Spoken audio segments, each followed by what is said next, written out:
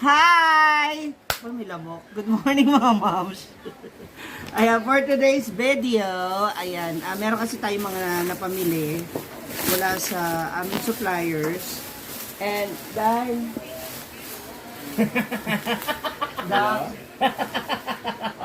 ayaw na naman niya po ako kausapin.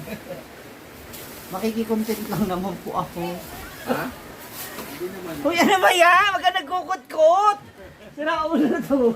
Hi! Oh, di ba? Oh. Ay, yes ha. Oo.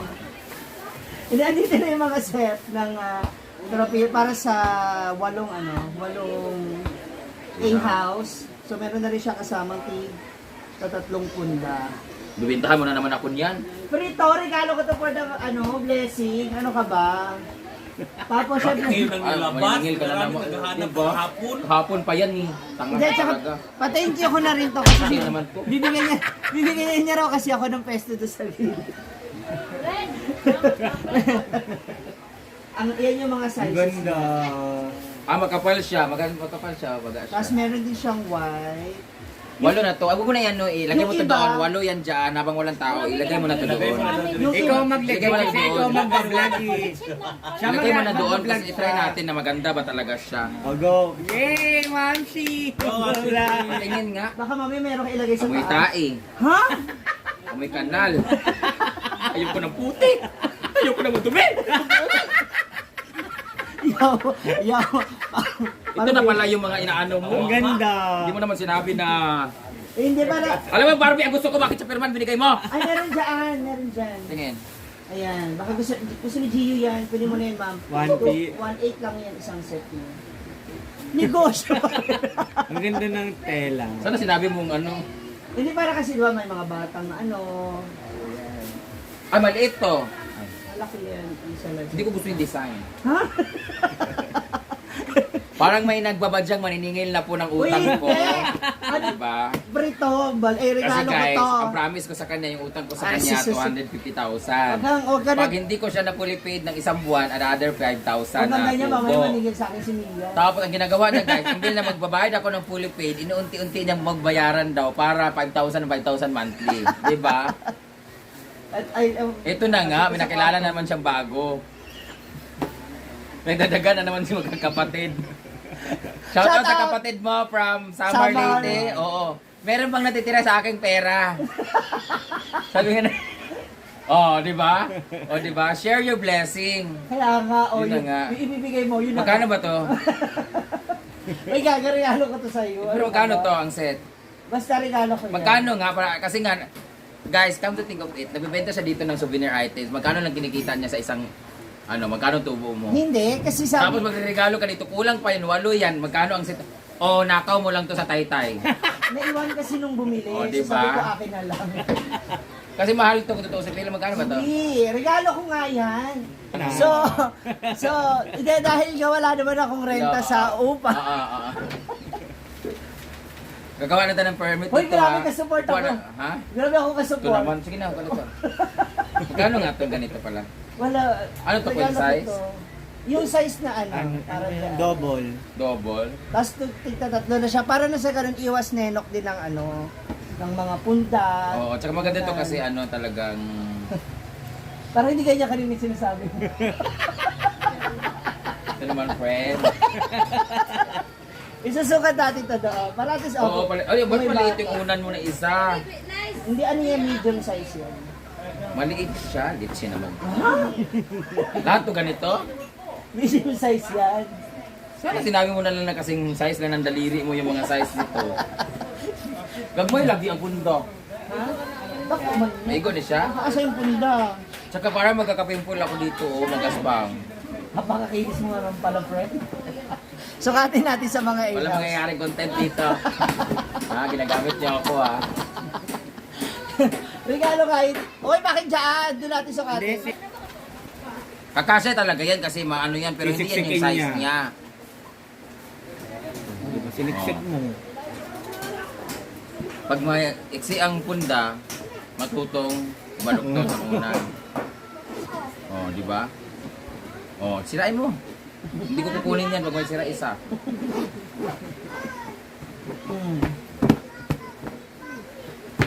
Tabudol, di ba? Para ikaw, di ba? Siksik. Oh, di ba? Sakto, mas masarap siyang higaan. Mapawisan, pawis naman. Makinis naman ako, friend. Ah, talaga. Nagpapagawa, Hindi ganito. nagpapagawa na ako ng ano, yung nogosot, yung ano, expandex. Yung cotton. Ito maganda to, makapal to. oh. Pero maganda yung pag ganun, sana yung... Yun nga yung pinapagawa. Papatayin na ako. may bunga, ano? Good morning mga moms. Ayan. So, magsisimula na po tayo maglagay ng mga bedsheet.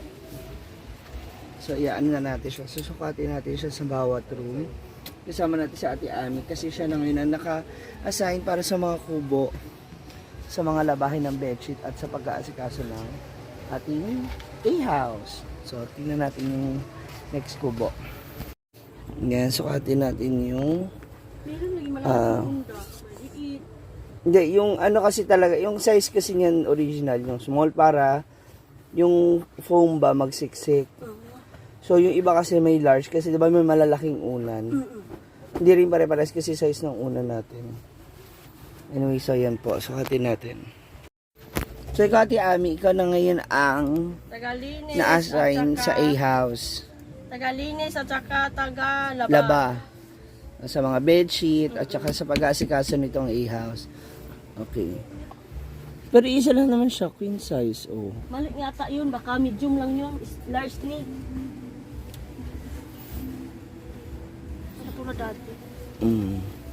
Di ba nagpagawa ako ng ano, yung isa yun. Gusto. Maganda rin tong puti na to kasi ganyan yung print niya, oh. Halos kukumot din. Di ba? Stripe naman ang kumot ata lang. Stripe. Ayan.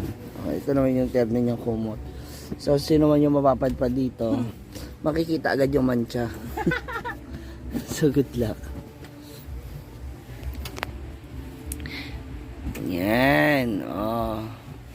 Makikita mo rito yung style ng print eh. Oh. Ganyan. Oh. Yan. So, ayan. Nandito yung paraan ni Ate Ami naman kung paano niya nililinisan ang ating A-house. Ayan. So, una, winawalisan niya, of course, para matanggal yung mga alikabok. Ano yan? Ano na? Tuklap na. In-spray niya ng disinfectant ng ating A-house.